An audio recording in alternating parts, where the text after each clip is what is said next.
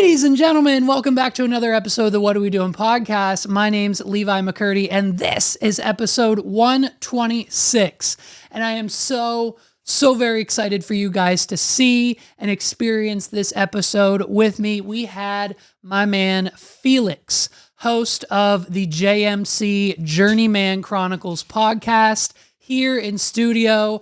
And when I tell you that this was probably one of the best conversations that I've had thus far on this podcast, it was amazing. We took this man all the way back to 1996. I mean, we deep dove into his life, his dreams, the future, the podcast industry, everything that we are both seemingly passionate about. And I cannot thank him enough for coming all the way here and kicking it with me here in the studio. So please give this video a huge thumbs up, a share, a like, hit that subscribe button for none other than me, but my new friend Felix. Check it out. I hope you enjoy this entire episode, this conversation between me and my new friend Felix, host of the JMC podcast. Check it out and enjoy the show.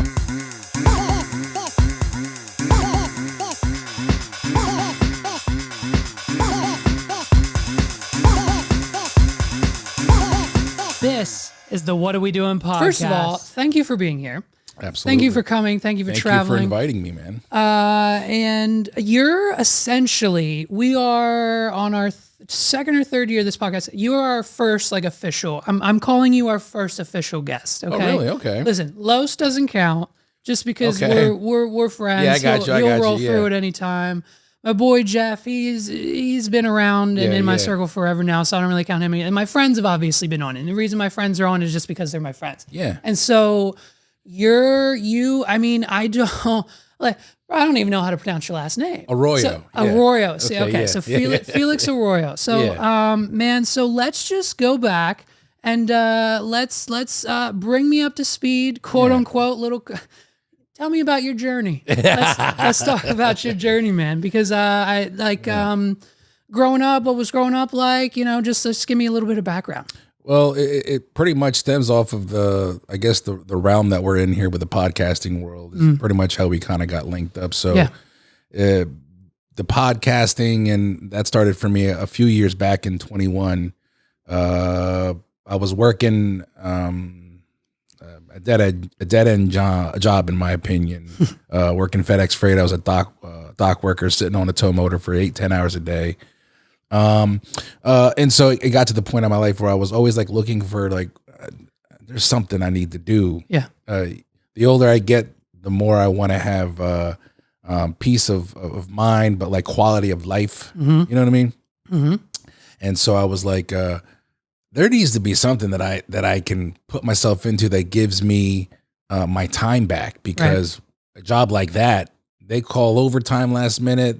You got to stay. I'm already driving. And I drove on the way here. I drove past it, and I was like, man, I haven't driven this road in an hour. A year or two. Right. So, long story short, I needed something that would give me my time back, and trying different things. Podcasting was always in the back of my mind. I never really pursued it. And then I listened to a lot of them. Uh-huh. And it was always like, I can do that. Yep. I can do it. Yep. And then one day it was just literally just the hell with it. Uh-huh. And growing up, I've always been intrigued by storytelling. I've always loved it. I couldn't explain it. I would write plays. I would write plays that were already out. I wrote The Christmas Carol. I wrote that on a typewriter that my mom had. Uh-huh.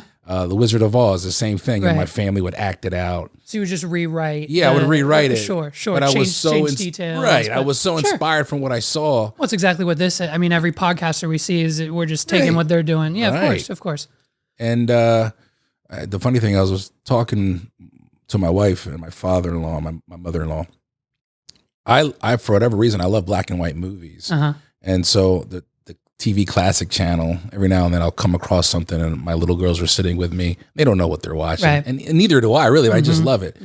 I told my wife a story. I said, when I was a kid, I would go help my uncle cut grass in Delaware. For 3 summers in a row, I stayed with him, my mom and my sisters and I. And he had his own business. But on his side hustle, he would clean out trailers, like abandoned trailers, and he would bring back junk. But things that he thought were cool, VHS tapes, vinyl records, whatever.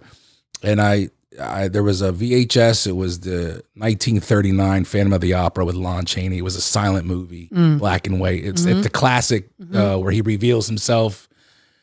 And I remember watching that as a kid, just intrigued. Couldn't hear it, just read, and just paid attention to the acting and the storytelling. And I was enthralled. And Phantom of the Opera is like one of my favorite stories of all time. So I tie that in to like what I'm doing now with the podcast. And if anybody's been watching, I had to really scale back on my editing because I just don't have the time anymore. But I really want to like push like the Radio Lab type of like when you're listening to a story, there's the sound effects, there's the music being played. And I really try to incorporating that into these journeys. But it's just a lot, because I work a full-time job and I have a family, and you know what it's like. So well, and I mean that's where I'm at too. I mean, this is now like the 5th iteration of the studio, as I've mentioned, and it's now to the point where you're right. Even this is overkill, and I'll be editing this episode, being like, oh my god, okay, we need the split screen, we need the single, and it's just And I started with these microphones because I said if you're gonna have a podcast, you have to do it like Joe Rogan. You have to have the SM7Bs and the high definition cameras and whatever. And so and I know that that's just me. And that, I do everything to the max, and it's always overkill, and it's always, but I think when it comes to realizing that there's something more out there, right? Your dead end job, or like even just, let alone just FedEx. Like, holy shit, I can't imagine. Like, make your career at FedEx. Jesus. But I mean, good for you for recognizing that, because I feel like that's still something a lot of people struggle with. Oh no, right? 1000%. Right. Just having those ideas and even because I'm surrounded by a lot of people, by them seeing me do this, they're like, oh, I want to do that, or I want to do this, or I want to do this. But to them, those ideas just stay ideas. Yeah. And the execution, and that's the first thing, honestly, I know we keep bringing them up, but that's the first thing I told Lowe's when starting 280 Plus. He called me and he said, look, man, he said, I want to do this. And I said, are you sure? I said, do you, like, this is an every week, you have to find someone every week, because he was going the guest route, and he has been, like, props on to him, like, because that shit's exhausting. You're my second guest this month, and I'm tired. I'm exhausted. I had 3 lined up, and thank God the first one canceled, because I woke up this morning like, holy shit. Yeah, no, I've had those too, where you're like, oh, you're canceling? Okay. Like, because I could really use the break. Thank God. Thank you. Right. Thank God. And it's like, but I told him, man, I'm like, this is every week. This is every single week. Yeah. And it's not just an hour that you're recording, because you're going to have to make the episodes. You're going to have to make the edit. You're going to have to wait an hour for that to export. If something went wrong, you got to go back and re-edit and export again. Then you got to upload. And if something went wrong there, then you got a title, description. You got to distribute. You got to share it. You got to do. It's a whole kit and caboodle, dude. It's a lot of work. People don't understand it. No, they don't. And if you're passionate about it, like, and I'm sure you agree, because I'm looking at what you're doing. Like, it's a grind that every day you're like, I'm ready, let's go. Yep. But you gotta want it, because there's nothing coming in to justify you doing it, really, except for your passion. Right. Like, I got nothing coming in. Yeah. So it's like, and that's where I'm at now, where it's like my wife and I are starting to break this down. Like, okay, this is our 3rd year doing this. We got to start rocking and rolling, monetizing, making this the business. The JMC enterprise is what I'm really trying to focus on, but you got to want it. You got to want to fucking get up. Can I curse on my bed? Yes. Oh no, you're good. Yeah. You want to get up and be like, no, I want to do it. I want to, and there's times you're right. People cancel, and I'm like, maybe that's a blessing in disguise, because I have an interview every week, and I did that. I scheduled that. That's another thing too. Like, you don't have somebody over you being like, this is what's expected of you. You're doing it to yourself. Right. So you really got to want it. There's no, yeah, trust me, because I thought, and I'm sure you had the same thought when I started this, cool, 1, 5, 10, 15, 20 episodes in, great. Yeah. I thought I've had a line out No, the door. 1,000%. I thought yeah. there would every DM. I thought I'd have all my high school friends, business owners, these people, that people. Yeah. 3 years, maybe 1 or 2 people have been like, "Yo, let me get on the pod." I'm like, okay. And I'll be honest with you, man. Hats off to what you and Los are doing, because I get it. Some of your interviews are great. Some of your interviews aren't, because the people don't just know how to keep that conversation and that be on a podcast. Yeah. Exactly. Which is why one of my questions in my questionnaire is like, have you been on a podcast? Because if not, it's going to be a completely different show. Right. And you know what kind of energy then you need to bring to it as a host. Yeah. Right. And so I've been so hesitant over the years, because every time I get this close to having somebody on or thinking that they were going to be my first guest, whether it's in studio or on Zoom or whatever it is, it's like they're Zooming from their phone with their AirPods. So your quality is automatically cut down by 80%, or whatever this is, or they have a podcast, but they're on like episode 15 and they don't even do video and they don't give a shit about social. So it's like, why am I going to hype you up after putting all this work in? Like, honestly, my prerequisites to, and it's just kudos to you. I go to your YouTube channel. If you tell me you have a podcast, I go immediately to your YouTube channel first, because if you're not there, I'm sad. Look, you can do it. You can do it without YouTube, and I know it's a thing, but it's easier to gauge though when they've got visuals. Exactly. That, and it's like you need to be on YouTube. Let's just be honest. Right now you do, And so I like, they'll be on Facebook and Instagram and have this big following, and I see these graphics and a great logo and great audio quality on their story, and then I go to their YouTube channel and it's like episodes 4 through 15, and it's just an image, and it's not, no one gives a shit about it, and it's just a dead channel. Sorry, you're not coming on here. What? For what? And I appreciate that, because at first for me, I was taking whatever I could get. Of course. The learning curve is really wide for me anyway. It was like, I'm at the point now, and Alexandra, my wife, like, I bounce a lot of things off of her, because she, even though she's not on camera, she has been before, but she's behind the scenes with me heavy. And it's like, I need to start being picky. Like, that's one of the reasons why I stopped doing virtual, and I'm going to be introducing virtual interviews, because I felt like it took away from the energy from the interview. It wasn't the same, but there, like you said, what are you recording with? Where's the lighting? I can't hear you. Your Wi-Fi is going out. And a lot of in those the things, car. Thank God I haven't had those. But every time Carlos has a damn guest on that podcast and they're in the car, I'm like, "Yo, fam, can you?" I remember him telling me that, and one of the things he said that made me step up my prerequisites was, he told me that because of that, now he's starting to be like, you need lighting, you need this, and I'm like, I didn't think of that. So one of the things I'm learning though is like the virtual interviews, like that's it's going to be a lot easier for me, because my setup, my once I'm done, I can just turn it off, and so because typically I do seasons, and this is the first year that I'm probably not going to incorporate a break like that. I'm probably going to have a break, but I'll be doing more virtuals during my summertime just to stay busy. You know what I mean? Because that's another thing too, is you got to want it, and you have to be consistent. And I think my issue with virtual is that there's no, every piece of software that I've tried or used has a caveat.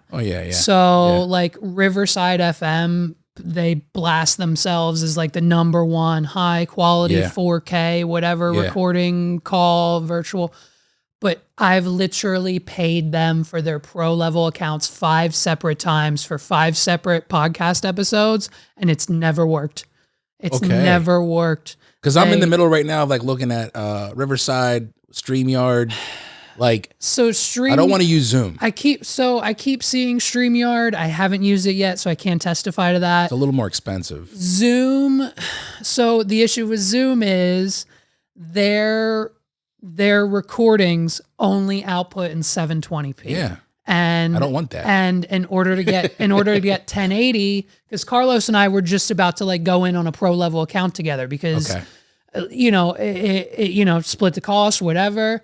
And come to find out, the business plan you need to get that 1080p resolution, you have to then also purchase 10 licenses for your team members so they can also, so it becomes $2,000 a year instead of $200. Yeah. And so my plan and what I'm hoping to accomplish this year is, because not only do I also want to go virtual with this, because it's just going to reach a little bit more. Absolutely. But I think in my mind, the way to go about it, and it's going to, listen, for me, it's going to put a lot of people on the no list. Yeah.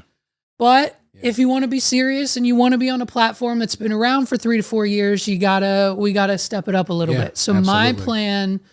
my plan is to do it on Zoom, but have all parties record locally. Okay. And so essentially what I'll do is I'll use the webcam. Yeah. I'll have the Rodecaster recording, because that'll just record whatever audio comes through. So I'll have a decent audio. I can get audio. Audio's easy. That's the Audio's easiest. easy, right? Yeah. And so, but then separately, I'll just have this recording on an SD card. Yeah. And then whether it's Zoom or FaceTime, you got an iPad, you got an iPhone, great. Meet me on there. That's how we're going to communicate. Okay. And then you'll get that file from them. And then but then they also have to have a camera. So I need my guest and myself need to have a FaceTime camera. Yeah. And a local. Yeah. High definition. Yeah. And that's what I mean. Like, then you start realizing who's serious about it and who's not. You know what I mean? Right. Because you set these prerequisites and then you don't want to bend. Yep. But you also want to be like, well, I don't want to push away possible content. Like there's a huge juggling. It's a catch-22. It's stressful. And then at the end of the day, when you're like, it's Thursday and my episode's due tomorrow, guess it's another solo week, because I can sit here and bang it out and talk about absolutely Kamala Harris or the economy or whatever else is going on in the world, billionaires and submarines. I don't know, whatever's happening on TMZ that week. And it's easy. It's done. I can literally scrub through the footage in 30 minutes because I know what I said. So I put it on 3x speed. Yeah. And by the time I'm done, I might have to sync up some videos. Yeah. And it's quick and easy. Yeah. And so it's a world that has no definition.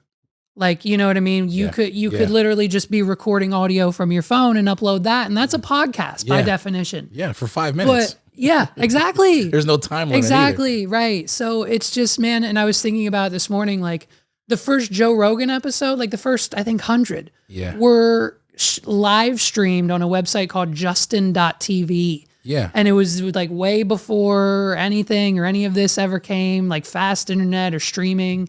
And it was just him in the back room of a comedy club. Yeah. And that's like to your point earlier when it was like trying to do it to the max, because you know how you want it. But like you go through it enough and you have enough like these, I guess you want to call them setbacks or these experiences that remind you like, hold on a minute. You could be playing with, Tonka toy mics and you could make it happen. I'm being funny with that. But the point is like, I've learned, let me scale back because I can still deliver something that people are going to be interested in. And I can save that energy for post-production. I can save it for a rainy day where I want to upscale. Like I've had moments like that. And because of that, and because of that pivot, my anxiety has gone down because I give myself crazy amounts of anxiety, dude. And my wife, God bless her, like she holds everything down, but there's times where she can tell my wheels are turning and I'm supposed to be, watching a movie with her but I'm constantly like, how can I make this? I want it to be looking like what I see. And I'm realizing like, you're right. Like when you mentioned the little Wayne with the light in his glasses, like I've seen podcasts that look like shit, but they've got the numbers and they've got the audience. And it's like, okay, well then let me just get out of my own way. Yeah. Really. And it's also finding yourself, because I've always had, so my journey for saying I'll do my best to save it for when I come on your show. But I've always been an entertainer, right? From 5 years old, whether it was doing karate and, you know, just doing the routines in front of everybody to get the trophies, to ballet, to jazz, to tap dance, to hip hop. I mean, I was at the Appel Center at 10 years old dancing to the Space Jam theme song in front of hundreds of people. Okay. I was on the front page of the Gettysburg newspaper back in like 2001, tap dancing with a fucking Tigger costume on. Like I've always been, then that took me to magic. I did magic professionally for 8 years, did YouTube daily vlogging for a few years. Okay. I've done it all, right? Yeah. And so I've always had like, since being on YouTube, I think back in 2008 with magic, my family and my friends and my close circle have always deemed it as, there's Levi doing his YouTube voice. Right. What's up, guys? My name's Levi McCurdy. This is another episode. This is another magic video. Yeah. We're here doing this and that. And it's like, I don't talk like that. In normal, like I don't walk into a building to a business meeting like, what's up, guys? I'm like, hey, how are you? Blah, blah, blah. What's going on? Like professional. So it's the shift of doing that and having that. And like, if you go back to the first few episodes of this podcast, I still do it because again, that's who I am. Yeah. At the end of the day, whether it's a YouTube voice or not, it's part of who I am. Yeah, absolutely. So, but like I've tried to, because even the as shitty and as terrible as they are, the YouTube comments, they'll humble you sometimes because it's like, yeah, is every other one, you know, fuck this guy, what's with the glasses, I thought this was a female before I realized who it was, holy shit, his voice, oh bro, I'm called a transgender, whatever the fuck, because of my voice on my comments. I'll show you every week. Every week there's someone new saying, I thought this was a chick, holy shit. But those are people that are, they're just trolling, dude. So no, of course. Oh, trust me. You know what I mean? Like, no. And trust me, I do not take that at 1%. I literally commit so much energy to some simple bullshit. I comment back, and there is now a subset of the internet who think, you know, my voice, whatever, that think when I was 12 years old, I was involved in a helium accident by sucking in too much helium balloon, and after 19 surgeries, this is the best the doctors could do. You know what I mean? Pretty good, right? It is exactly, and so it's I respond because it's engagement, because that means someone else is going to find my video and YouTube's going to push it. So whether it's a negative comment or not, I twist it into a positive, make myself laugh, and call it a day. Because at the end of the day, they don't give a shit. Because then I go and talk to my friends and I'm like, hey, someone else on the internet made fun of my voice, and they're like, dude, I don't even fucking hear what they're hearing. Yeah, and it's like, I get it because you know me and you've been around me for 10 years, but like, so went on a tangent there, but the one comment, I think like last year, it said you're my baseless and fake energy is exhausting, or something along those lines. And so I knew what they were referring to, right? My YouTube voice, whatever. Yeah. But like at the end of the day, you can't tell me Elvis Duran goes home and is like, hey, did you hear about the soccer player who did this, and that? Like he does on the radio to his husband? Like, no. We all have our online personalities and our personalities in person. And it's been such a fun journey discovering that for myself. Yeah. And especially being able to do whatever I want to do. Yeah. I call it on this platform. I call it the turn on voice. I like that. You got to turn it on. You turn on, right? Yes. And and I know it. And when I've listened to the very first few episodes of JMC, I can hear my turn on voice is a little different. I know what I was trying to do, but I'm like, eventually you start settling in. Yes. You know, when you start finding yourself, and those that want to follow because they enjoy it, they'll come with.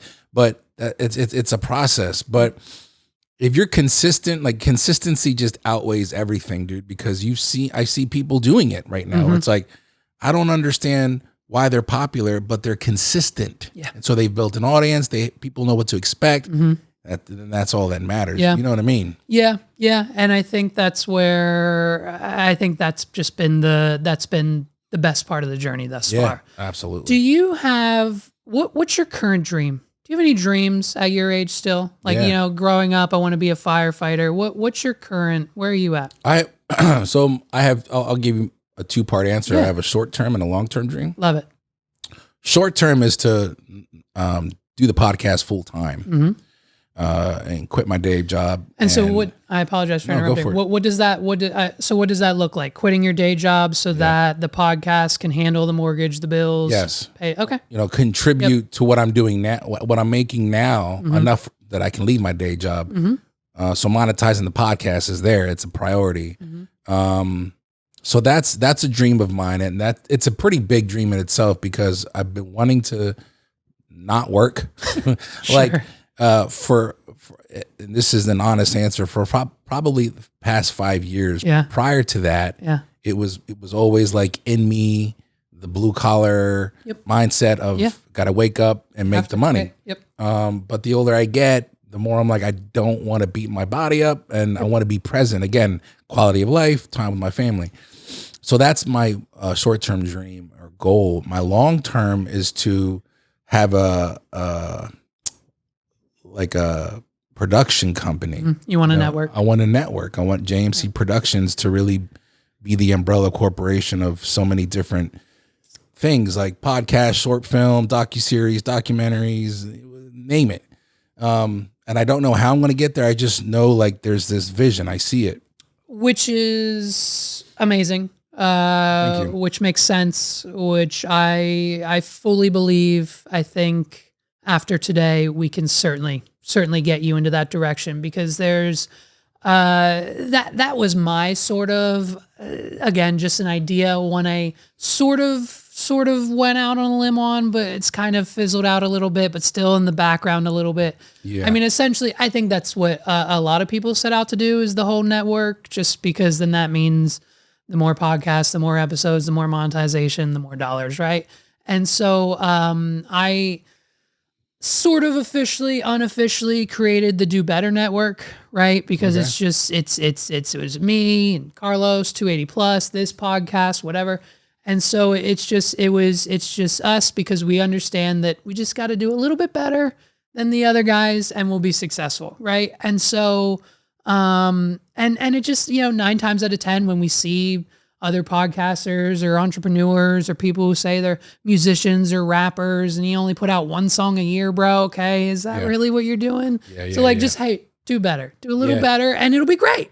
And so, I don't necessarily know what that vision looks like. Maybe with your help, we can kind of collab on that and come together and figure something out, because that's been, it hasn't been at the top of my list, but it's definitely something that I'm definitely working on, especially in the aspect of I'm doing this podcast. It's not my process behind the scenes is just a little bit different, simply stating because everything I do here, I learn from, and then I take on to my other business, right? So I have a whole nother business, Pixel and Hammer, where we make websites, digital marketing, graphic design, all that stuff, social media management, blog post creation I have 81 plus clients, right? And so I take what I learn here from video, audio, monetization, writing the descriptions, using AI for that, doing this, doing that.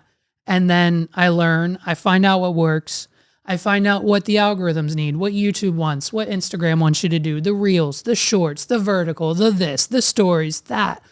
And then I take all that and I figure out what's working, what doesn't, how it should be done. And then I sell it to my clients. Gotcha. And then that's how, this podcast necessarily, we made like $100 last year off of Patreon because we had a few people sign up and then got tired of it and I'm sure forgot. And then I cashed that out fine. Sure. But other than that, this podcast, it's not, I've got links and videos for fucking Gel Blaster and Dude Robe and Blue Chew or whatever. They're just affiliate links. A few people have clicked on them. We made a few bucks here and there, but I think at the end of the day, as far as I'm taking that monetization aspect from the podcast and just reapplying it elsewhere. What you should be doing. And it's working. Yeah. And Pixel and Hammer is thriving. That's awesome. And we now have like 3 to 4 to 5 people paying us a lot of money every month to do social and write blog posts and stuff. And it's fun.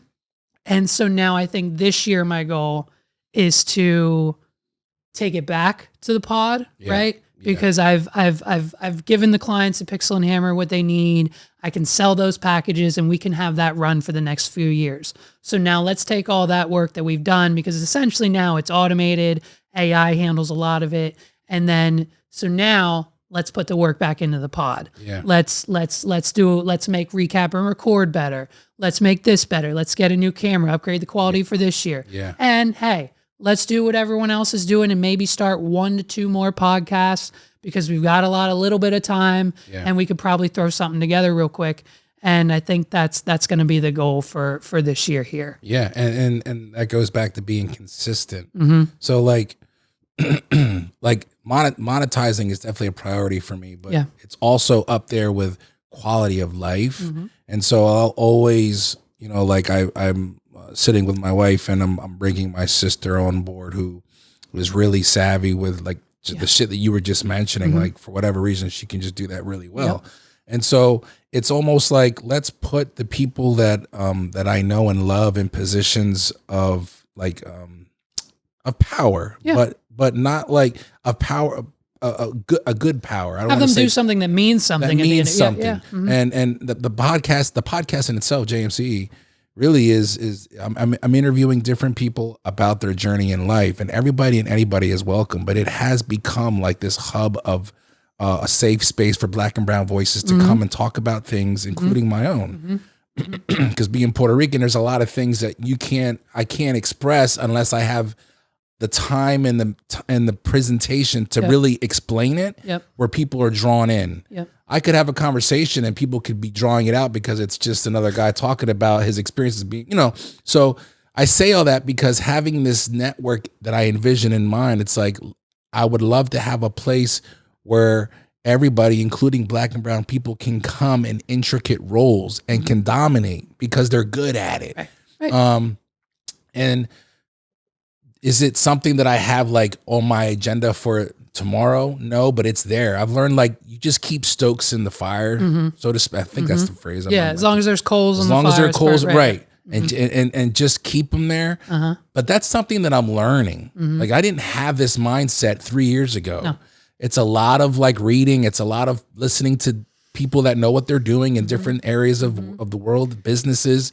And you just take that philosophy and you're like, why not? Fuck it. I'm going to apply that here. Yeah. And you have to go through processes of like, this isn't working. Well, then I'm going to change how my approach is. Yeah. You have to. The end result still stays the same, but your process you need to be able to adapt. Yep. And that's what I'm learning. So it's cool because at the end of the day, it's like, I'm doing this, I'm investing in what I want to do, as opposed to doing all this for somebody else, which I've been doing my whole life, like we all have. Well, and that, and I realized years ago that I was not an employee. Yeah. I will never be again. Yeah. I was not meant for it since the day I graduated college. I'm learning that right now, dude. It is, well, hey, good. I'm happy for you because it is a liberating feeling. When I got out of college, first of all, the reason I went to get my entire education is I don't want to call it a joke, but it is 100% everything that I wanted to do. Not what the teachers wanted me to do, not what the school or the system or the government. When I was in middle school, an incident happened. I'll save it for another day, but I essentially didn't have any friends. I was bullied in middle school. I had no one. I had nothing. I didn't have a best friend. I didn't have a girlfriend. I had nothing. And so it was to the point where I went around the long way to get to my bus because I avoided the kids who were picking on me because I knew their bus was there and they would get on at this time, and I snuck by. Yeah. And so I knew going into high school, I couldn't do that for 4 more years. So I thought I had to go to a different school. I could not go to Northeastern. I could not go to my home school. I could not stay with those people because it would just be a continuation. And so I was like, the only way to do that is to move. I can't get my parents to move. Like they just got divorced 5 years ago. Mom doesn't have any money. We're not moving anywhere anytime soon. She got a job, whatever. I'm a teenager. I can't tell my parents to move. And so I don't know how I got the idea. I don't know who told me about it, but someone along the way had mentioned York Tech. And Votech became my goal because that meant I could go to a different school, I could recreate myself, I could do something completely different, and I could take over. And that's exactly what I did. Yeah. And so the summer before high school, I decided I was going to start magic, taught myself card tricks. And from day one to fucking graduation, I was let out of class by teachers, students, lunch, doing magic, doing this. I was president of my class. I was homecoming king. There was not a single student in the class of 2008 to 2012 who didn't know my fucking name. Yeah. And so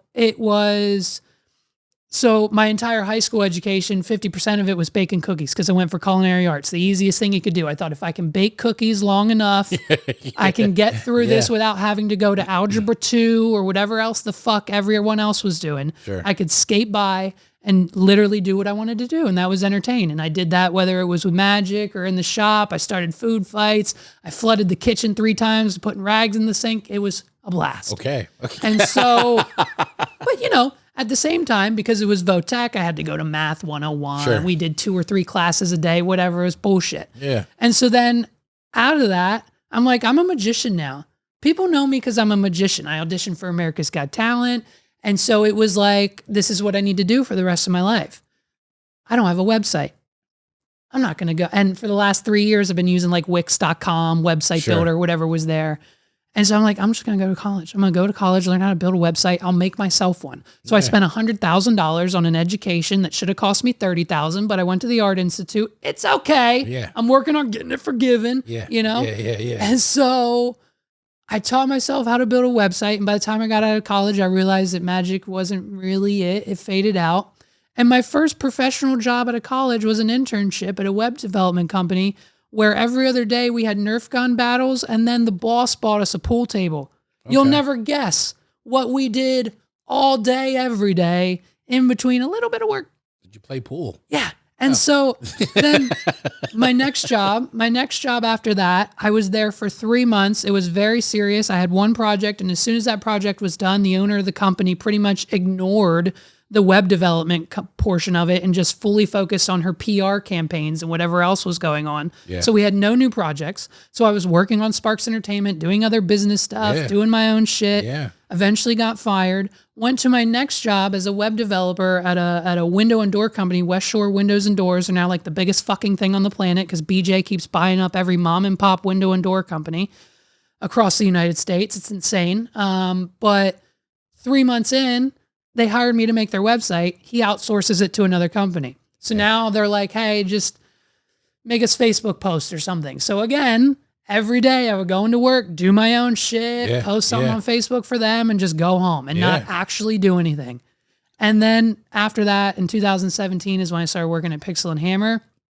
2 years into that, Emily decided that she didn't want to do it anymore. She wanted to go work for her husband because he had another business going that was going to pay her a bunch of money. She said, Levi, if you want it, it's yours. You may have the clients, you can have the books, the name, everything, sign on the dotted line, take it. And so I did. And that was to start January 2020. Okay. And so 3 months into my very first solo adventure, I have to pay every single bill with this business. Yeah. The world shuts down. Yeah. And in that year alone, single-handedly, I outsourced maybe 2 projects to a couple of friends because I couldn't do it myself. I brought in $150,000. Wow. Was it off the backs of what they built 9 years prior for the business and the clients and the names and everything else? And that's almost been our success. Yeah. But come 2021, 2022, all of that work and all of those people who were like, yeah, we need this, this, and that fizzled out. Yeah. And I had to either make a decision, like you got to promote, you got to get new people, you got to reach out, you got to get sales. And thank God for my new best friend, Paul, who's my sales guy. And it's because of him we doubled our numbers last year. Nice. And because of this and AI and video and everything else. And so just looking back at it now, I didn't realize it in that moment from one job to the next, to the next, to the last, that I never worked. Like every time I got hired to do something, they either outsourced the job, they forgot about us, they didn't get us work. They said, do this instead of what we hired you to do. And I was like, hey man, I'm not doing it for a 6th time. And so now I had that opportunity to take the business, to do my own thing. I also own Sparks Entertainment. We do weddings and stuff. And so it's just, I've always been an entrepreneur, but I've never said that to anybody. Sure. Whenever people ask me what I do or what I am, I like giggle and I'm like, well, I DJ weddings, I make websites, I have a podcast, I do this, I Twitch stream for a little bit, like whatever. But at the end of the day, I never admit that I am an entrepreneur until like right now. This second to you right now is the first time in my life I've told someone, oh, I'm an entrepreneur. But even vocalizing something is a liberating experience. When you actually vocalize the thought. Because what's crazy is I thought about this episode between me and you just the other day, and I'm like, I'm probably going to bring this up and say it. And then I thought about it, and I'm like, holy fucking shit. Yeah. What a fucking weight off my chest. Yeah. I didn't start out with it in my Instagram bio, and I wasn't all over like, yo, respect the hustle, respect the grind, blah, blah, blah. I worked in silence, and I still do. Yeah. I still do. Half the people in my circle have no idea about Pixel and Hammer. Yeah. They have no idea about the other half of everything. And then the other half of my circle just thinks I DJ weddings for Sparks Entertainment and do this silly show every week. Yeah. And then they're like, how do you pay what? Do you have a job? And I'm like, yeah, I do. Yeah. I'm just not. Yeah. Because you know what? Because that takes time. Yeah. It takes time to be loud and be like, hey, look at me. I'm an entrepreneur. I take that time to serve the clients and make money and do whatever else. But sometimes it also takes somebody else to kind of point that out. Like, it takes somebody to show you where you are. Like, I recently interviewed the owner of Move It Fit in Lancaster, named Marie Cleves Rothacker. Yeah. And in the interview, I say something along the lines of, I don't own my own business, but I would imagine. And my boy LaRock Hudson, who's a good friend and mentor of mine, shout out to LaRock, he hits me up because he's listening to it, and he's like, don't you ever say you're like, and I was like, but I don't own a business. And he's like, nah, but what you're doing. And that's another thing too. Like, I'm not an entrepreneur, but I understand that I'm in the mindset. There's a mindset, right? That I will get there one day. My level of thinking and my production and my involvement is that of somebody that's like, nah, I need to do this on my own. Yeah. There's a difference between the mindset and doing it and getting there. And it's there. Once you realize it, and things will keep you humble. And it's funny because I will see some people out there like, oh, I own a business and I'm an entrepreneur. And I'm like, you copied and pasted someone else's cookbook and you're selling it on Etsy for $25. Like I get it. I'm not knocking it, but like, okay. Yeah. It's just like just last year, bro, like literally 9 months ago, my accountant who handles payroll for Pixel and Hammer, our taxes, all that stuff, they literally called me and they said, hey, I'm pretty sure, we're not sure if this is a mistake or not. We don't know. Can you just come in? I drive down to their office.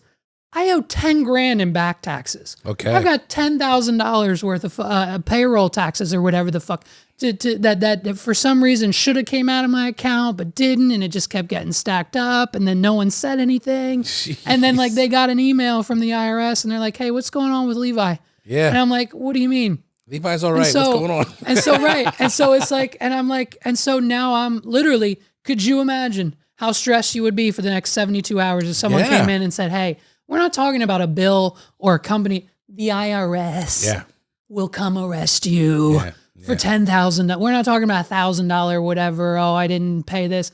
$10,000 in payroll taxes. Yeah. That's important. Yeah. And so those are the stresses that, you know what I mean? Like, hopefully that'll never happen to you in your entrepreneurship journey. Well, but I'm just letting, like, but it's good to know though, because it can happen. Dude, let's switch it up here.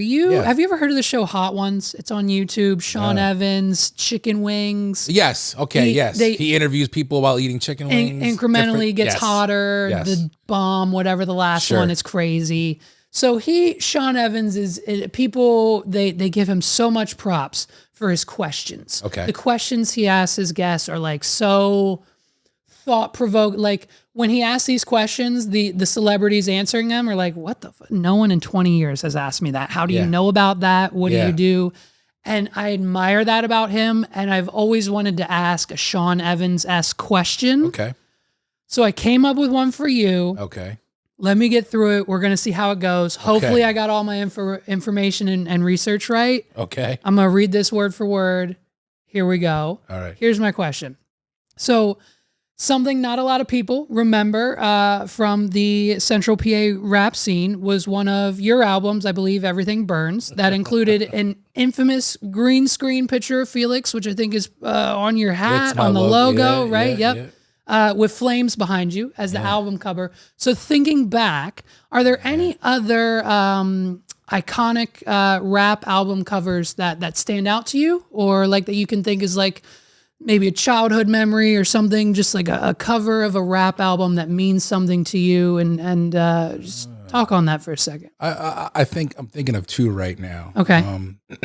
The first one, or right off the bat, and I actually talked about this with Los, was the album by Outkast, AT I literally, on my list, if you were struggling, I have AT Aliens by Outkast, Graduation by Kanye, and of course, just any of the early Jay-Z's. That comic book-esque. Yes. Even if you're familiar with Outkast, when they would release their albums, and I'm going back to CDs, you'd go through the CD. The CD then would also have like a very beautiful, descriptive, very nude-esque visual of a woman, but it was just so dope. Yes. And every album had that. The disc art. Yeah, the disc art. We forget about the disc art. Do they do that today? I can't remember the last time I bought a CD. I actually got rid of all my CDs. I might regret that one day, but yeah, probably right. But so that one for me, because I just remember looking at it like, that's just so dope. And then obviously the impact of the album. I'm also thinking of, and forgive me, I can't remember the name of the album. I want to say Follow the Leader. I could be wrong. It's Eric B. and Rakim.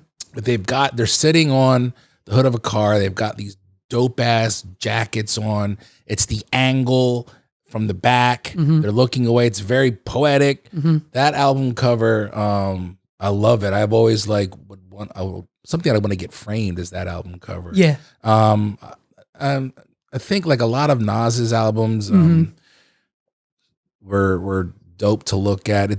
I think that's the difference in music now is like you don't have that just looking at the album cover. I'm pretty sure, I think, based on my research, I'm pretty sure you and I might be, I think there might be a generational gap there. So I'm 32. So I'm 40, I'll be 45. Right. Okay. So my introduction to hip hop and rap, was, 50 Cent's first album. And the Marshall Mathers LP, because that's what my father listened to in the car, because he just divorced my mother, and he knew when we would go back to her during her time singing those songs, it would piss her the fuck off. So my dad would let us listen. How old were you when Marshall Mathers LP came out? I'm curious. Just if I had a year. You said you're 30. You're 30 what now? Hold on. Marshall Mathers LP? That was 20 years? Yeah, so the Marshall Mathers LP came out in 2000. Yeah, which was the year my parents. 24 years. Okay. So I was 8. Okay, eight or nine. I was Marshall Mathers LP. I'm working at Friendly's as a cook. Crazy they're still around, by the way. 21 years old. Yeah. Somewhere around there. Yeah. But and of course, I think my generation is just we're all, of course, behind you, diehard Lil Wayne fans. So I mean, his album covers are always iconic for us. But I know AT Aliens by Outkast, I think that might be on average at the top of everyone's list. But yeah, what was your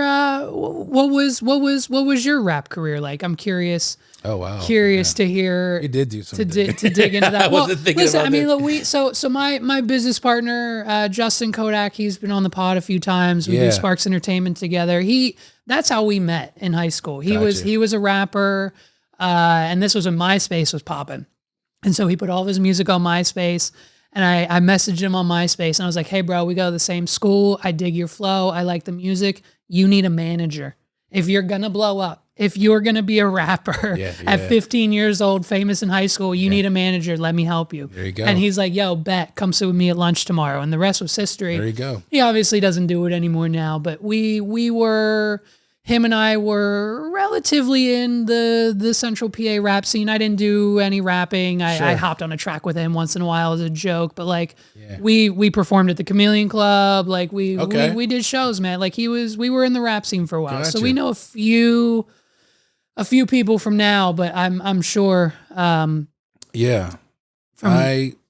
started, wow. So you're going to take me back here. So I'll be 45. I was 16. My cousin Luis Ortega, his stage name is Don P. At that time, he could sing. He can sing, and so him, myself, and a mutual friend Paul. Shout out to Paul Kettering. We grew up together roughly, and through our teens, 16 through 20, we did a lot of driving around, freestyling. Paul was also heavy in the music. I was surrounded in that regard by people that liked music. And when Lewis recorded this song, he was singing. I was like, this needs a remix. And all of a sudden it was like, I just want to rap. Yeah. I wrote a rap. It was cool. We went to my boy Paul's house. Another friend, Gramsky, a good friend of ours, was on the keys. It was just us fucking around in this basement. You know how it is. And we make this music. And it was just like, let's do it again. Let's do it again. And so I kind of started writing rhymes, and I loved it. I loved it. At that time in my life, I discovered hip hop early 90s. And I didn't realize my love for rhyming until 8 Aliens came out. It made me want to rhyme. And so I loved talking about, I love the positive messages and the influence in music, conscious rap and shit like that. I was like, let me do that. Yeah. And I slowly became like infused in the rhymes and the lyrics, and I just loved everything about it. The culture, I respected and loved it so much. And what year was this? This was, that's what I was thinking. So I'm 16. It's 90. I want to say, 95, 96. Early. 96, because 96, the ATLiens came out. And when I heard that, my head exploded. So we'll say 96. And so through the years, then I would make music, and I loved it. I thought I was serious about it. Right. Looking back now, I didn't do enough. But I got to like hang out with people and meet, people that were recording, not big names, but just people in the city that were just doing their thing. Yeah.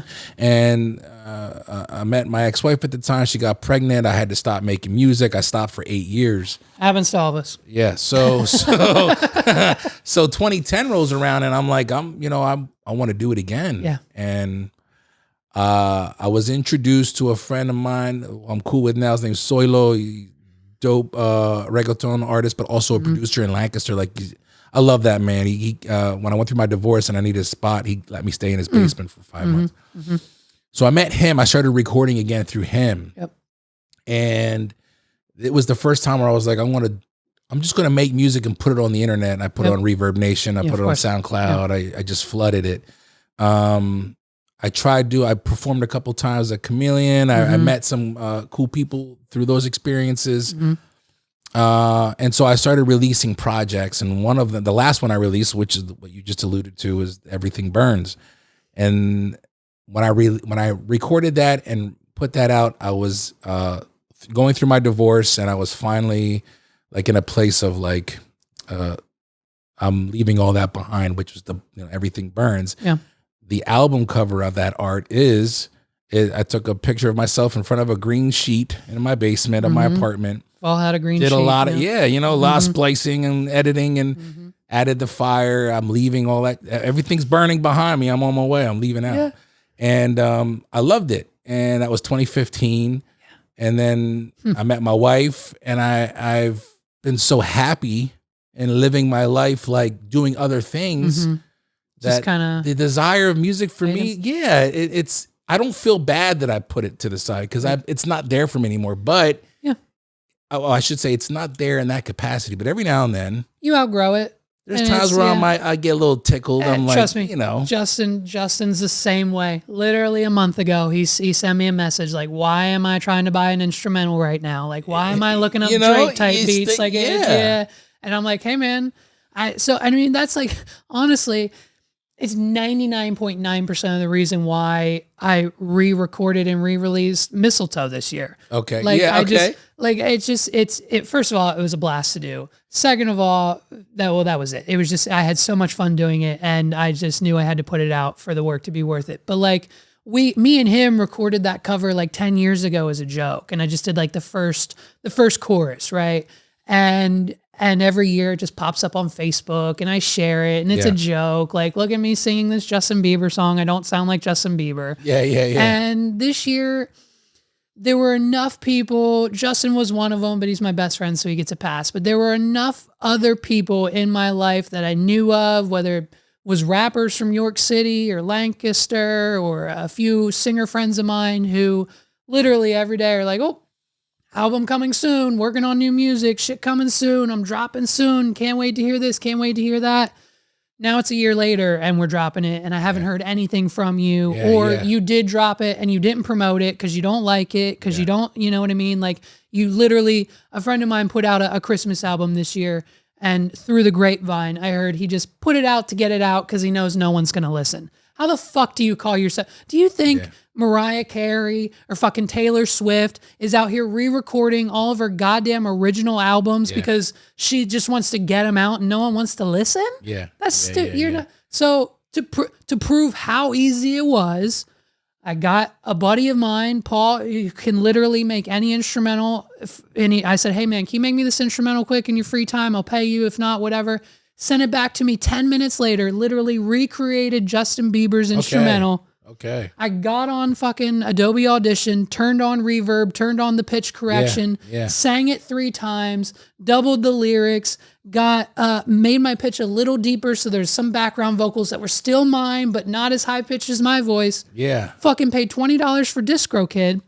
And now it's on Spotify, Apple, and 30 other streaming platforms. There you go. And I can now call myself an artist because I have 5 monthly listeners on Spotify.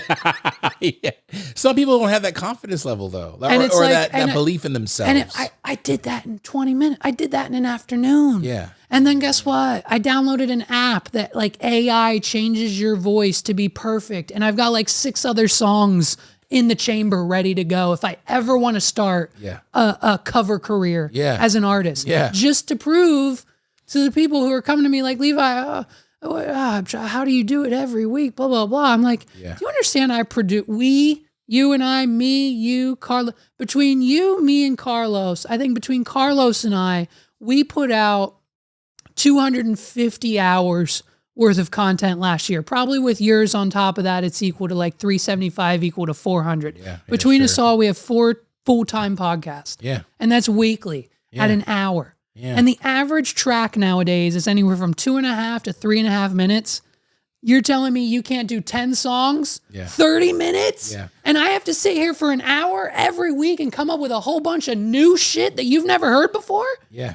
And have my own take, my own opinion, not copy the million other podcasters when in your own take and your own opinion is your unique voice and what spins you put on the songs or your own or your cover or whatever, but you're not putting shit out. Yeah, but that goes back to like commitment and consistency. Yeah, it's great. Believing in what you're doing. A lot of people get fooled by like what they see around them, but also a big problem is people announce what they're going to do. Yep.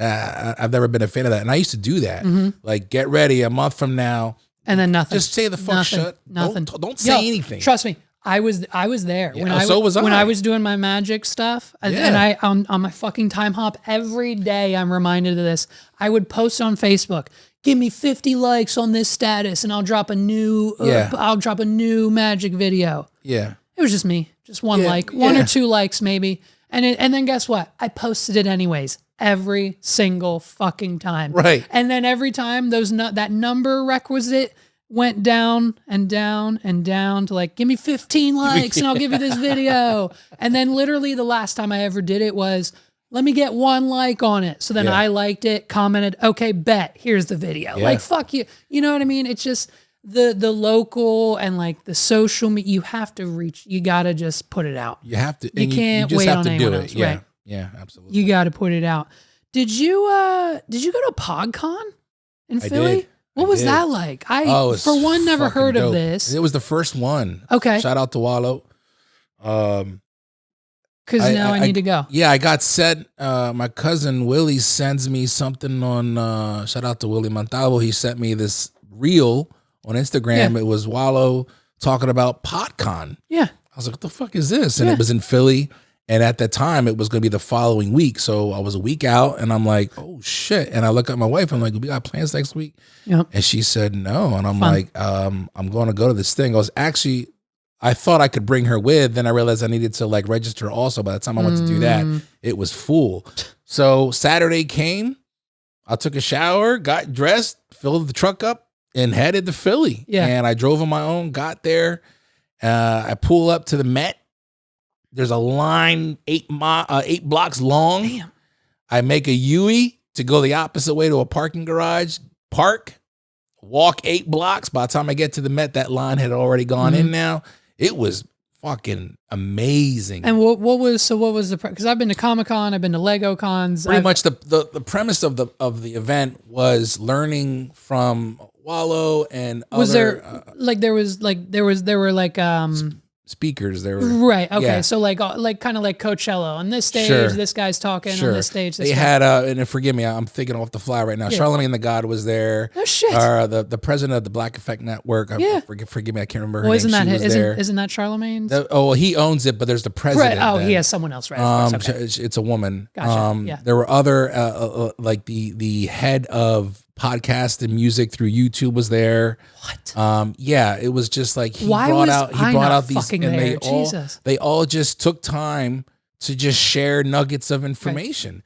And they were literally there. I was really not prepared. I was trying to be prepared, but I didn't have the time. There were people that were recording on their phones. I didn't have the battery time. There were people that had digital recorders, and I was taking some snippets and some videos, but I just sat there and absorbed like how to monetize in today's era. This is what you need to do. And one of the things that I learned from that event was that I'm already doing it. I just need to capitalize here, capitalize there, have the confidence to know that we're getting there. Because that's another thing too, is like you can get really impatient in this game. You see the fruits of labor from everybody else, but you don't know what it took to get to that point.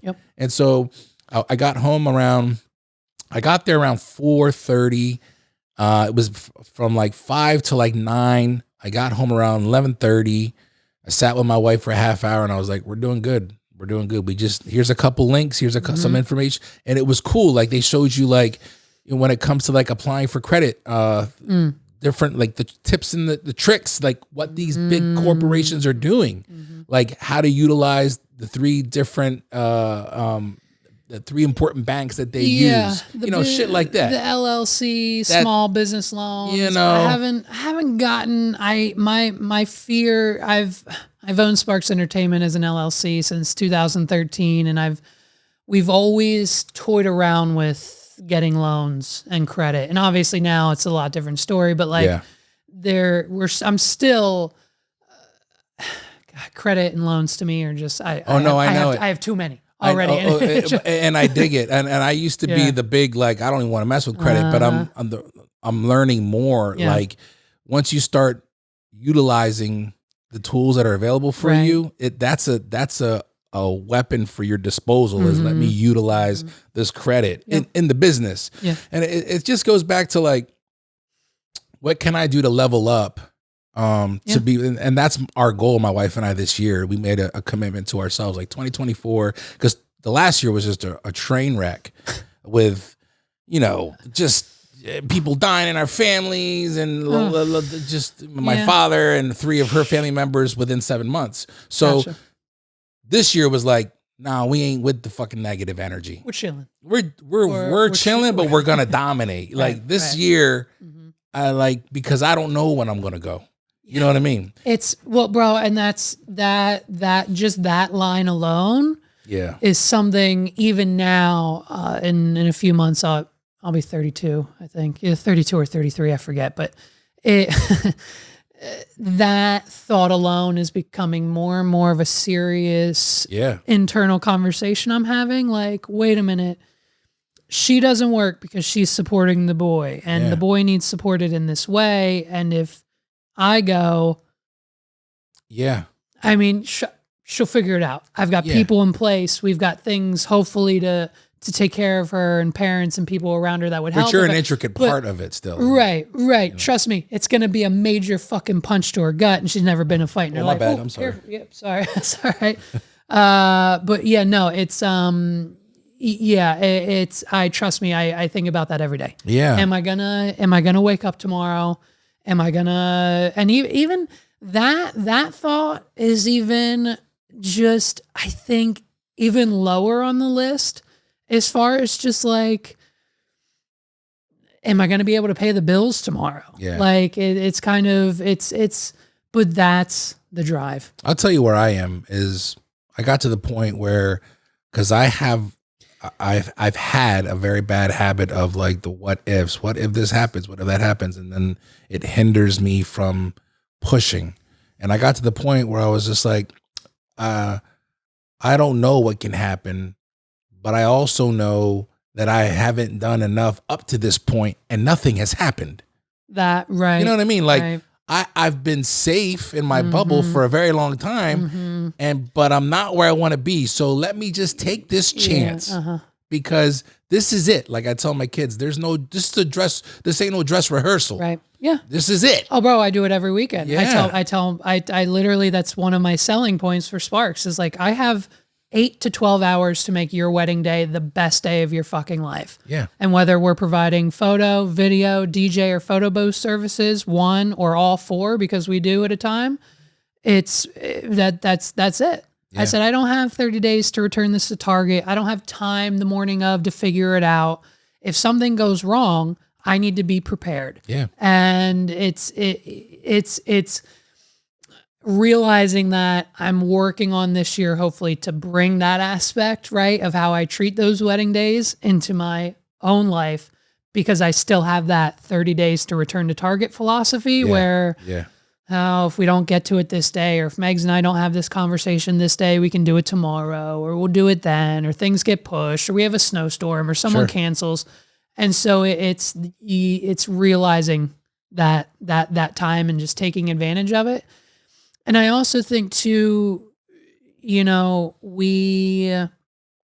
it seems like, and hopefully one day soon I'll get to meet her, but it seems like you and your wife have a pretty basic understanding of where things are, where things should be, and where things are going to go. Yeah. And that's where I'm also grateful, because Megs, you know, we did everything backwards. We had the boy, then bought the house, and then we'll get married, you know, hopefully next year. But we got together way back in high school. So we've essentially been together forever. We took a break, whatever. There's a gap, whatever. It's a long story. I'll tell you later. But she knows, she fully understands, because when we made the decision 4 years ago for her to not go back to work, because we were at the point where the boy either needed daycare or which is a racket, which is $3,000 a month, depending on where you go. Yeah.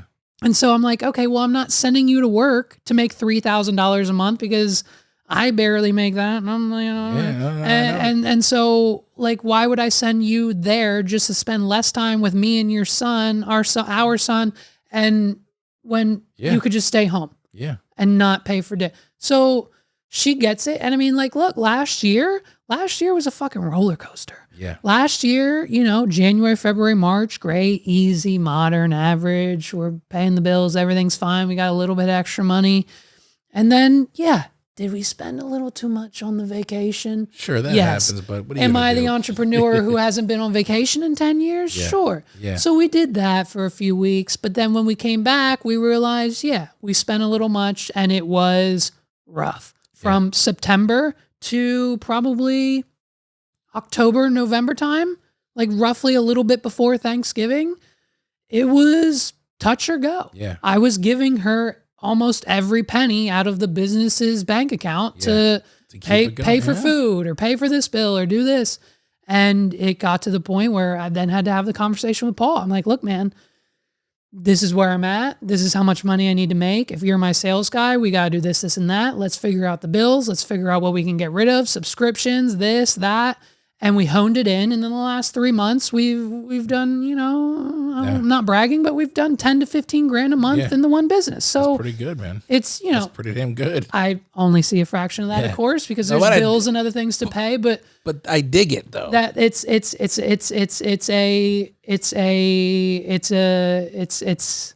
a challenge. It's fun. It's a ride. It's a journey. But it's just what I love to do. Yeah. Waking up and knowing today could either be a $0 day, or I could get a notification on my phone that someone just paid me a $1,200 invoice. Yeah. And sometimes that happens on Saturday when I'm with the boy and you know what I mean? And I text Paul and I'm like, hey bro, we didn't do anything today. We just made $500 or whatever it is.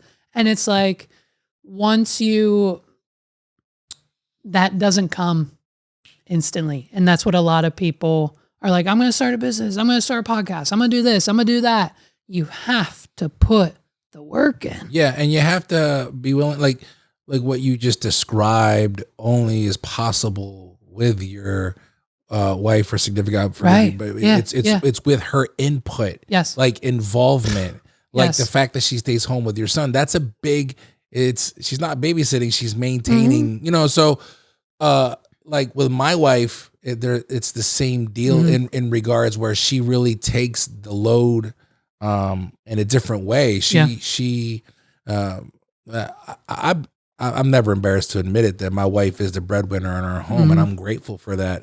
But she never throws that in my face, and she also gives me a place to build something that I believe in, because my dream is to retire her and to retire, just be like, we good, because I've been grateful for what you've given me. My wife has always been my rock. She's always been my support system. What do you need? She takes the girls away. Just so I can have space to do what I do. Everything Megs is doing right now. Right. You need that. I'm not saying you need to have it in order to succeed, but if you have somebody in your life that isn't giving you that anchor, it's going to be a really, really confusing situation. Yeah. And I've had that as well. So I know what I have in my wife, and I'm grateful. Yeah, well, and that's where, Megs and I, like I said, we met her first year of high school. I think it was 2012. We were friends. We dated for a few years. I graduated, started to, grow, discover who I was. Obviously, a breakup happened. 3 years go by. We still send a text every once a year, whatever, like stalk each other's Instagrams or, whatever. And then, eventually we found our way back to each other. And at this point in time, we literally have the argument every other day. It's like, oh, it's our 7-year and 6-month anniversary. And I'm like, well, sweetheart, what are we counting from? The time we met, the first time we dated, our first kiss, the first date, the second time we got back together, the engagement. So I told her, our plan is to officially get married next year.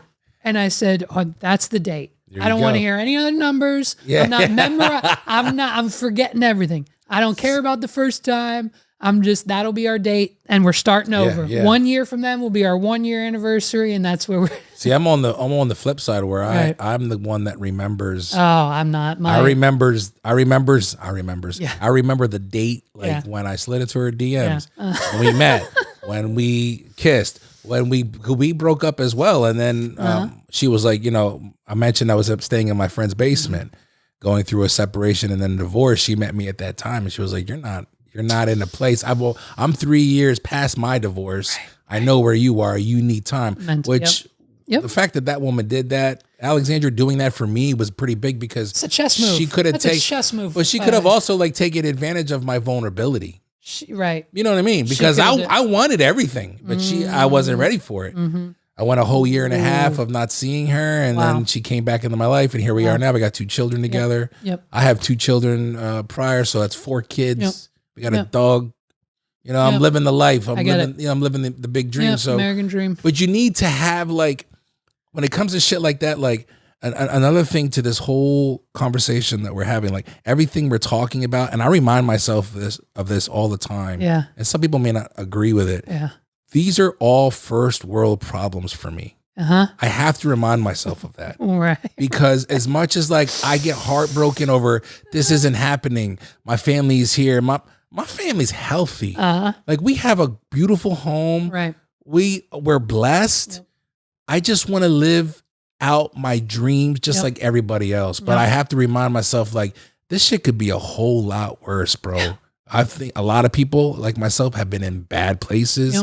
And I think with that perspective, like that goes along with this year, just being like, okay, then I know who I am and where I am along with my wife. This is where we're going. It's time. And it's time. It's time. Yeah. Mm-hmm.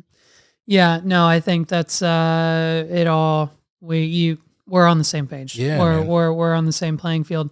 Do you have all of your February episodes done already? Are they record? I mean, maybe not edited, but are they recorded? Oh yeah, I have 7 interviews already recorded. You have 7 in the pipeline. Yeah, but I took a break. Yeah, so typically I have about a handful in rotation. Good for you. And then what happened was people canceled. Yeah. And so then I had some interviews already filling in because I already had them done. So then I had about 2 or 3 ahead, and then I took this break, and I recorded I think I've recorded 3 interviews in a week, and I just said, "Fuck it." Joe Rogan numbers, baby. One of them was like an impromptu interview that my boy Louis Raul, I interviewed him as well, a photographer. He's doing a documentary about the homeless. He wanted me to interview a gentleman, and I was like, I don't even really. It's not part of my schedule. The guy you just posted the preview. Yes. Yeah. Yes, okay. Dave. Yeah. Dave Costarella. Yeah. I saw him, and it just based on the picture looked intriguing. Yeah, he's that dude has a heart of gold, man. Wow. It was like such a humbling conversation, and it was like I've also been. I don't know how you are spiritually, and I'm not trying to be a thumper in that regard, but I've been trying to be more in tune to like. When I pray for something, I need to be aware that it will come to me in ways that I'm not expecting it to come to me. You see what I'm saying? That's right. As opposed to being like, I'm praying for this. Why aren't you giving? It's just going to show up on your doorstep. It was just like, it's going to be a coincidental. It'll happen randomly. Yeah. And as soon as it happens, you'll have that thought, wait, what? Right. Yeah. And my OCD and anxiety pushes that shit away. Where this year I'm like, I need to be welcoming. So Lewis hits me up. He tells me what he's doing. Immediately I am like, oh man, I don't have the time. But I said, nah, fuck that, because he's doing something beautiful. He's not charging for what he's doing. He's just doing it for the cause and for the awareness. Exposure, right? I said, let me tell you something. We talked to my wife. I do my interviews Wednesday evenings at night because of my work schedule. I threw a one on Monday. Yeah. Get him in here. We did it. I threw I did the levels on the audio, sent it to Lewis. I said, I'll have the visuals for you soon because you got to work with me. But he's not, I got till April, so don't worry about it. So I'm like, but the fact that I put myself in a position to receive that, it's like, let me just keep doing that because. Kind of went out on a limb a little bit. Yeah. Again, you have to like step out of your comfort zone. I'm learning that from a lot of cool people. You have to step out of your comfort zone. Otherwise you're going to see the same shit all the time. But to answer your question with all those interviews, like I have one this Wednesday, that'll be 8.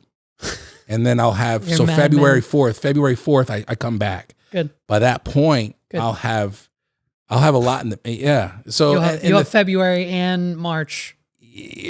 Pretty much. And I'm grateful. I always wanted to be a point where I didn't have to ask for interviews, and now people are reaching out to me and being like, hey, how do I get on? Do you have a dream guest? I don't know if I have a dream guest. Okay.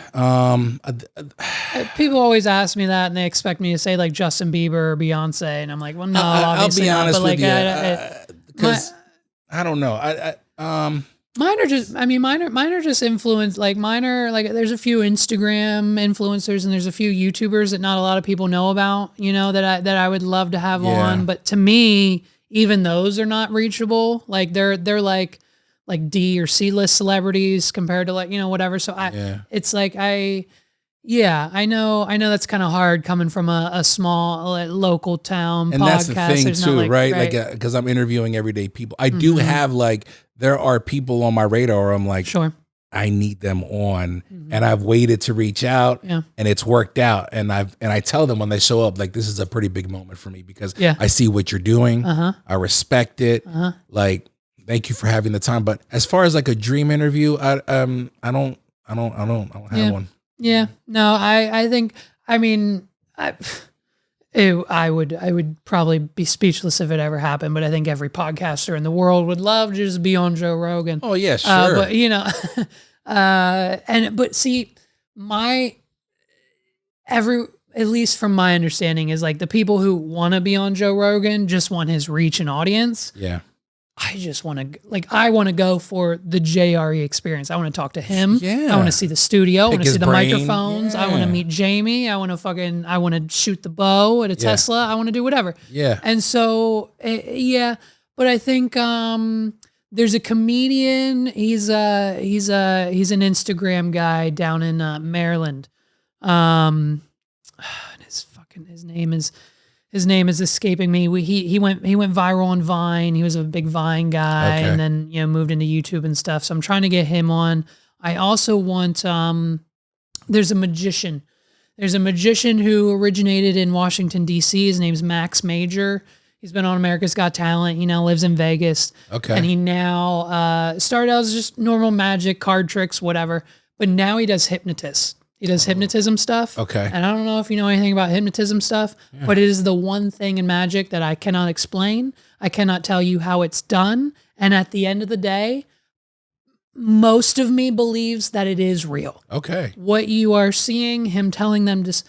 I went to a hypnotist show with an ex years and years and years ago at a college.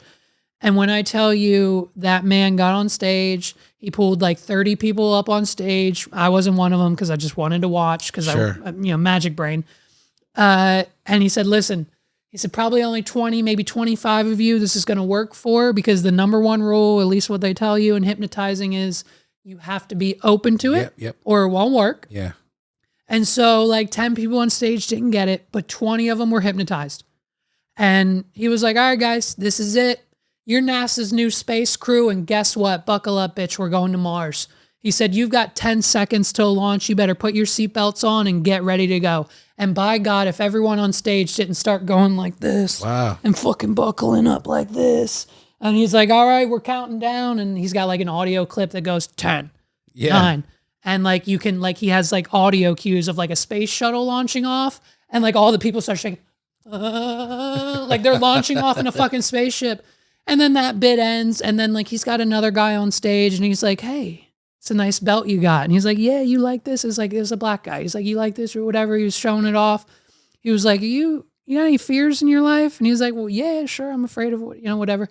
And he was like, when I snap my fingers, the belt around your waist is going to become a python boa constrictor. Yeah? Snapped his fingers. I've never seen a man take his belt off of his body quicker and toss it away. Oh my God. Because he fully believed that there was a boa constrictor, a snake around him.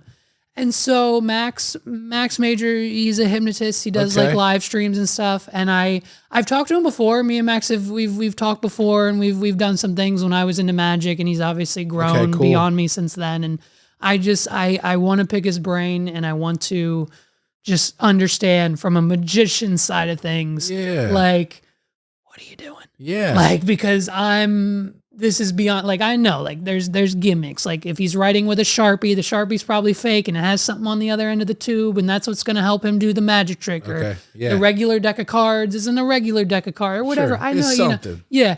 So it's, I want to interview him, but I'm on the same page as you. That's like it. Yeah. I don't have a big thing, probably because 99% of my stuff I'm just solo, because I'm just into the waters of guests. There you go. So I'm getting there. I'm getting there. So last night, I wasn't watching, but I'm pretty sure, did the 49ers win their game? Oh, they won. Oh, Yes. Last minute. And I'm pretty sure they beat the Packers. Yeah, they beat them. Los is pissed. Yeah. Los is pissed. And I don't feel bad for Los because he wears a 49ers hat because it looks good with the outfit. He's one of those. Yeah, not to give him shit for that. I saw him wearing a hat once, and I was like, "Oh, he's a Niners fan." And then I see him talking about the Packers like it's his pride and joy. So I texted him. I'm like, "Yo." He's like, "Oh man, I just wear that because it looks good with the fit." I'm like, "I don't know, bro. You can't do that." So I know they ain't too happy about that. Hold on. I don't know too much. I don't know too much about the black and brown culture rules, but I'm pretty sure you can't just wear a team's hat because it goes well with the outfit. I don't know. It ain't even black and brown culture. I think it's just sports culture in general. Sports culture, yes. I think like if you're gonna wear I think if you wear a neutral team, sure. You know, like maybe he wore like an AFC team, right? Everyone wears like an LA hat. Yeah. So when I was watching the game last night, I was going to text them, but I don't like playing dirty like that. No. Yeah. I get it. So we think we're going to see them in the Super Bowl? Yeah. Oh no, we're definitely going to see the Niners in the Super Bowl. We're definitely going to see the Niners in the Super Bowl. So what is it? Is it we still have the Niners, the Ravens? The Ravens and Ravens are in. They're in the AFC Championship.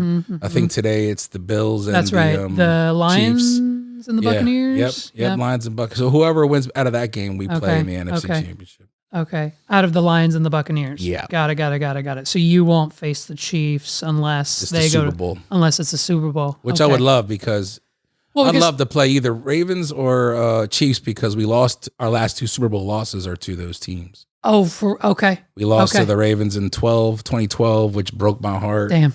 We were that close, and then 3 years ago we lost to the Chiefs. Okay. Well, the issue is if you face the Chiefs in the Super Bowl, you've got mother to deal with, and Taylor Swift is probably just going to put a curse on all of your players, and your defensive line probably isn't going to play as well. It's all good. We don't pay attention to the shenanigans when it comes to Taylor Swift. You're on it right. No. We stay focused. We're good. We're good. We got a good running game. No, it's I'm not a huge football fan. I just whoever's in the Super Bowl. I mean, I'll root for the Steelers and the Eagles just because of PA, but growing up. But that's no. So the 4. Okay. Did you see the Fox News? They fucked up. I don't know if it was It wasn't. I think it was probably just an intern who didn't understand the NFL schedule, but they posted on Fox News last night that said, Usher, Reba McEntire, and Post Malone will be singing at the Super Bowl 52 halftime show alongside the 49ers and the Ravens.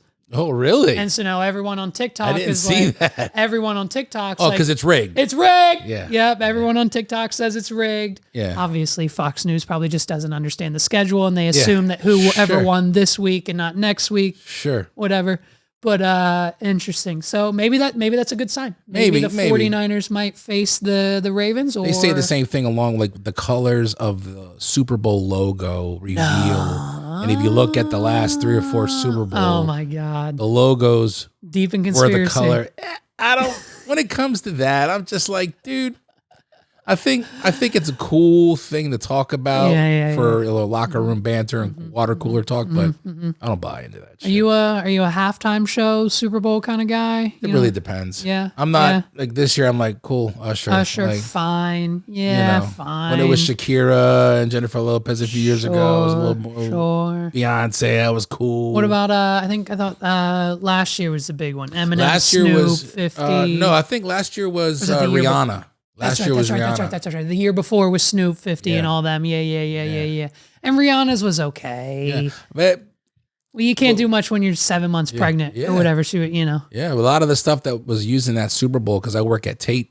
Okay. So a lot of the stuff that they were using to lift her up, those winches and stuff, I work on those. Oh, okay. Yeah, so it was pretty cool, like from my perspective, to see them being rolled out. Mm-hmm. And I was like, yo, I worked on that. Hell yeah. Yeah. Awesome. Well, I'm rooting for the team. Thank you. We're welcoming, anybody. I think at this point, are the Eagles out? They're out. Yeah, the Eagles are out. Steelers are out. Yeah, I don't have a team in the game. I'm not. Yeah, don't. And the funny thing about Eagles fans is they still want to shit on Dallas Cowboy I fans. think your last guest was predicting the Eagles Super Bowl, right? Yeah, he was pretty confident on that, huh? And he hit me up and was like, "Yeah, that didn't age too well." He gave me props and wished me luck on my team. Yeah. But that's what happens every year, you know. I've been a fan since 92 or 3. Sure. So I've seen my team like after Steve Young left and we just didn't have a winning season after season after season, and it was kind of like a joke, like, you're a Niners fan? But listen, it is what it is now. Are you a gambling man? You bet on the games at all? No sports book. Every now and then I'll do a little sports book. I'm just not into it. I like to play a little and then that's it. If I know the teams relatively enough in the Super Bowl, like when the Eagles played or whatever, I'll do like the bet $5 and get a $250 whatever and just pick the team to win. I don't know what a parlay is. I don't know. I don't know anything about that. I just pick whoever wins to double my money. But I've only done that like once or twice. I'm not. I'll probably do something for the Super Bowl, just like especially because when the Niners, they'll be in it. So I'll probably do a little something for that. But do you have does it feel like maybe little heritage leaks in? Do you have any like special food prep for Super Bowl parties? What's your go-to? My wife usually, she'll probably prep up like a charcuterie board or she'll probably make something in the crock pot. Typically, like I'll just make sure, you know, like this should be different because I kind of cut back on my alcohol intake, like beer. But I usually would get like, I made sure I had the beer and, you know, maybe I'm the only one in the house that likes kielbasa and sauerkraut. So I'll, you know, like I would probably, during the football season, I would make that. My in-laws love it. My wife hates it. Kielbasa and sauerkraut. Yeah, to me, that's just you know. Is that basically and white people have just taken that to pork and sauerkraut? That's the white person's pork and sauerkraut? Yeah, that's exactly what that is. And my ex-wife is white, so and they're from Pittsburgh. So when I would go to Pittsburgh and I saw this being cooked and smelled, actually, I was like, that actually smells pretty damn good. Oh, okay. So you know, and I ate that during football season. So I just, you know, it was something that I'm just used to, and I enjoy it. But my wife, Alexandra, does not like the smell of sauerkraut. It's pretty much what it is. That's me. Yeah, she downstairs. Yeah, she won't do it. I'm when it comes to the pork and sauerkraut, it has to be all mashed in with mashed potatoes kind of guy. I mix everything together. But yeah, she won't let me do it. Yeah. Listen, man, let's get out of here. I appreciate you coming. I appreciate the conversation. I honestly think thus far it's been one of my best in the last few months. So, do you have anything to plug? Let people know where you're at, what you're doing. What do you got to say? And we'll get out of here. Look me up, a JMC podcast. I'm on YouTube. You can find that there. You can find me on any audio streaming platform. You can go to jmcpod.com. That is my website. I have all that information on there as well. But yeah, just be ready because I'm coming back February 4th. Episode 85 returns. That's the second half of season 3. Boom. Let's do it. Let's, do you have anything planned for episode 100 special yet? Anything? Yeah, I've been asked that. I don't. My wife wants to have like a party where we invite all the previous guests. I'm like, babe, that's a lot of fucking people. That's a big pod. Yeah. And she brought that up like a year ago. So that's like, yeah. But like, you know, no, I don't know. I don't know. Yeah. I work in the moment. Sure. Yeah. And you've got, and trust me, 85, so 15 weeks. 15 more. That'll be 1, 2, 3, 4, almost 4 months. So summer, that'll be around the summer. Plenty of time to figure it out. All right, man. Well, let's get out of here. I appreciate you. Great conversation. We'll see you guys next time. Peace out, everybody.